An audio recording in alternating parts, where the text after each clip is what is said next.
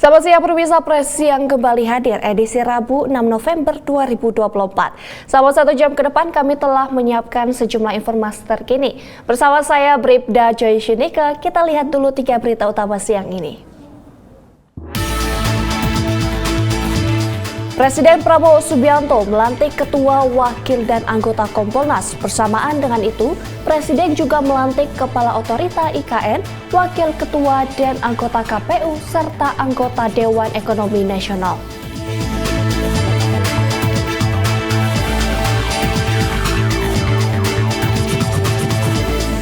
Kapolri memastikan akan mengusut hingga tuntas kasus buka blokir situs judi daring di Kementerian Komunikasi dan Digital, termasuk aliran dana judi yang disetor para bandar.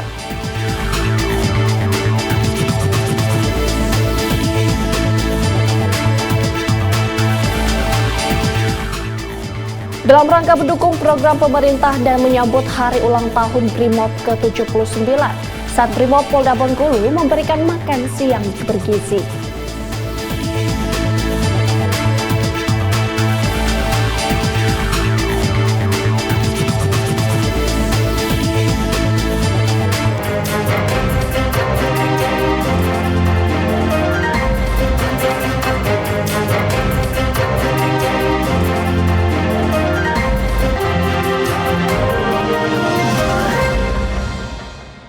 Pemirsa, kita ke berita pertama. Usai berhasil ungkap kasus buka blokir situs judi daring di Kementerian Komunikasi dan Digital, Polri akan menelusuri semua pihak yang terlibat. Dalam hal ini, Kapolri memastikan akan mengusut hingga tuntas, termasuk aliran dana judi dan disetor para bandar.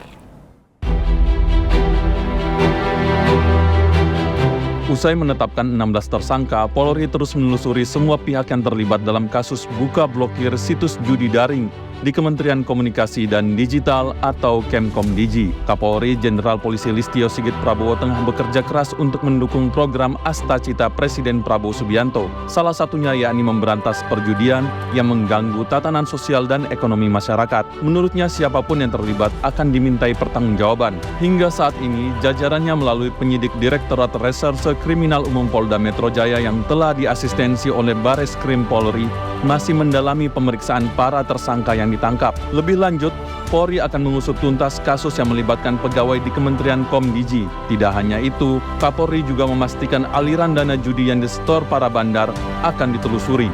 Saat ini tim terus bergerak, kita belum bisa sebutkan siapa-siapanya karena memang sedang berjalan. Namun sesuai dengan arahan Presiden bahwa tindak tegas siapapun, jangan sampai rakyat jadi korban, dan kemudian kita harus potong mata rantainya. Oleh karena itu tentu kami akan bekerja keras bersama-sama dengan teman-teman dari PPATK, dengan OJK, sehingga seluruh aliran dana, seluruh alat bayar digunakan, dan jaringan yang ada bisa kita urai satu persatu. Kapolri Jenderal Listio Sigit Prabowo juga menyebut pihaknya berkomitmen dengan Menkomdigi Mutia Hafid untuk bergerak cepat memberantas judi daring. Jenderal Sigit memastikan Polri akan menindak tegas siapapun para pelakunya.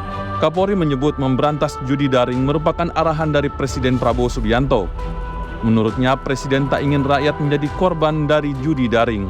Dari sejak awal, kami dengan Menteri Komdigi tentunya mendapatkan KPI yang sama untuk segera melakukan pemberantasan terhadap judi online.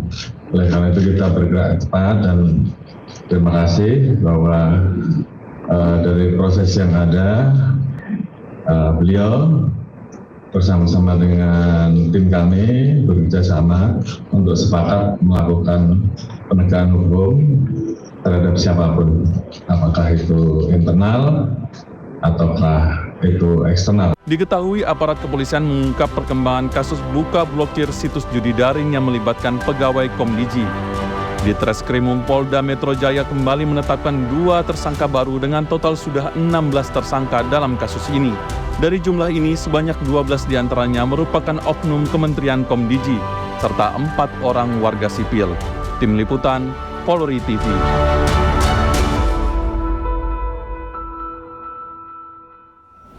Sementara itu, pemirsa, dalam jumpa pers di kantor Menko Polhukam Jakarta pada Senin lalu, Budi Gunawan selaku Menteri Koordinator Bidang Politik dan Keamanan RI mengungkap strategi pemerintah mencegah praktik judi daring di Indonesia. Salah satu strategi tersebut mencakup langkah edukasi kepada masyarakat mengenai bahaya judi daring. Untuk judi online sendiri,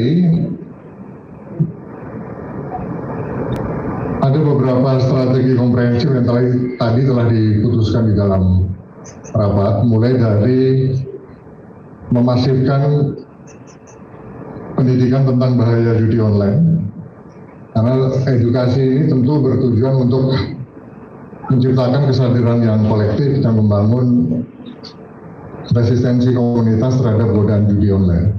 Yang kedua, mulai melakukan peringatan dini dengan mengamankan simpul-simpul aktor judi online seperti akses konektivitas judi online dan akses terhadap sistem pembayarannya.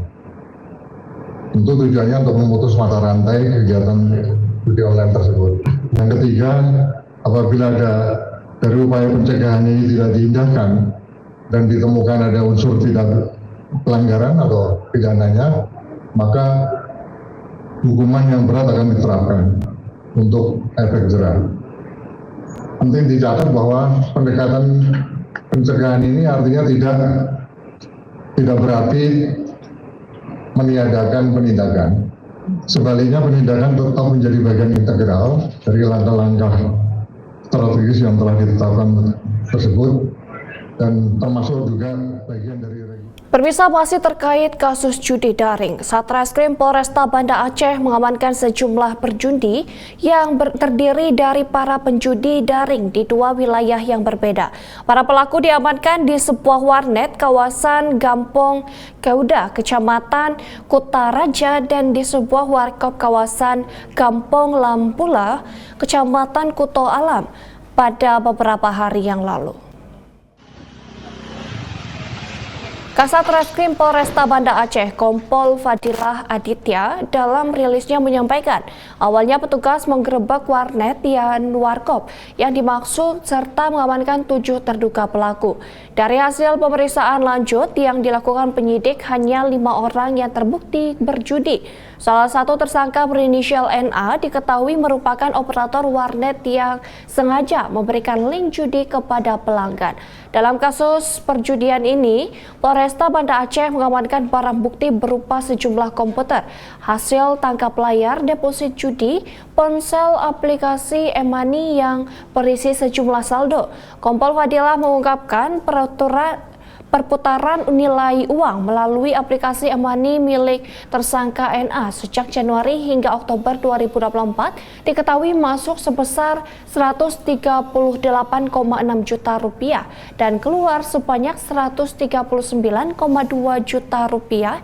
Hal ini membuat tersangka NA mengalami kerugian. Bahwa dari penangkapan perkara judi online ini ada pelaku yang kita terapkan secara kanun jinayah, karena di mana sesuai dengan kanun yang berlaku di Aceh, yaitu adalah para pelaku yang dia hanya memainkan saja secara personal, ya, secara sendirinya, gitu ya, karena memang diatur di kanun kita.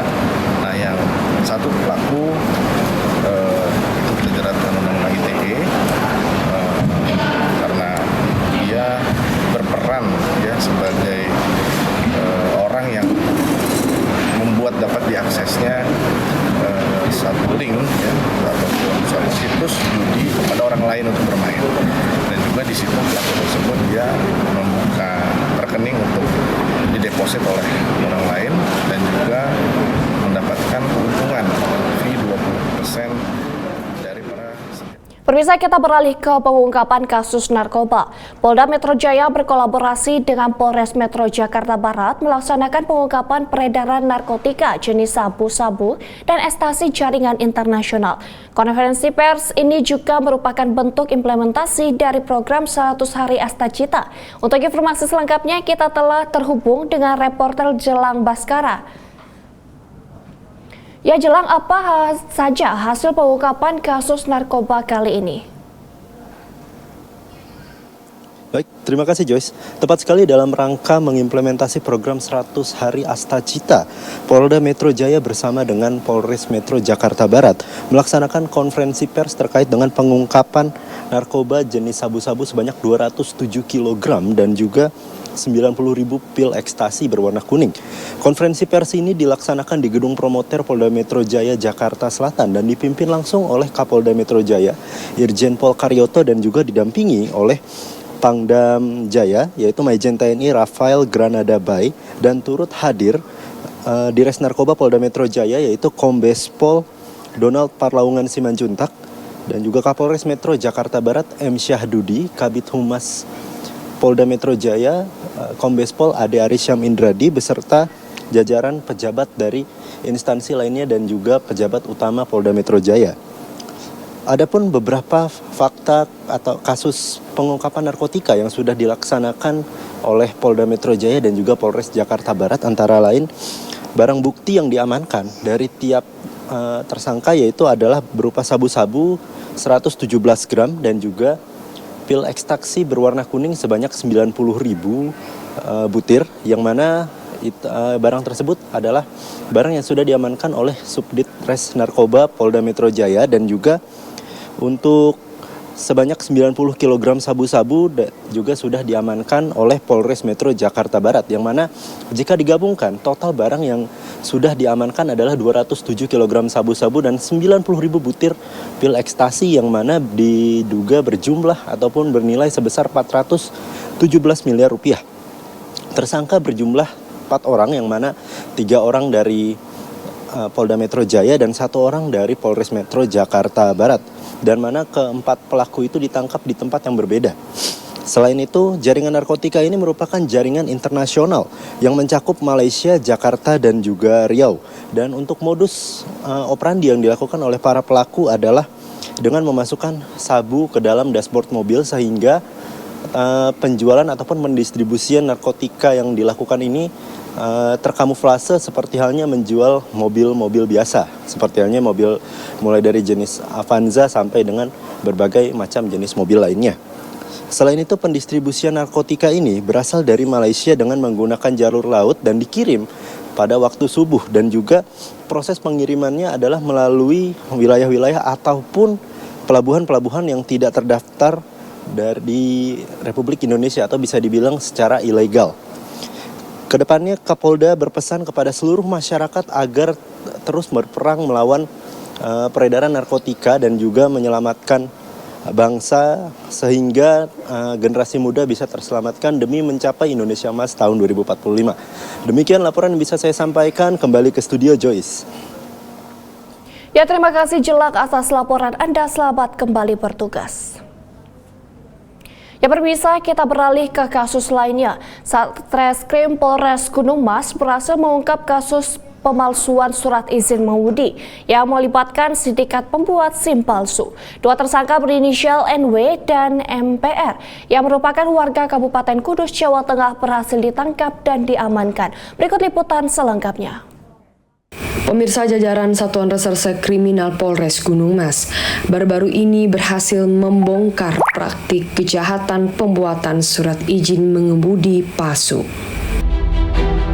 Satreskrim Polres Gunung Mas berhasil mengungkap kasus pemalsuan surat izin mengemudi yang melibatkan sindikat pembuat SIM palsu.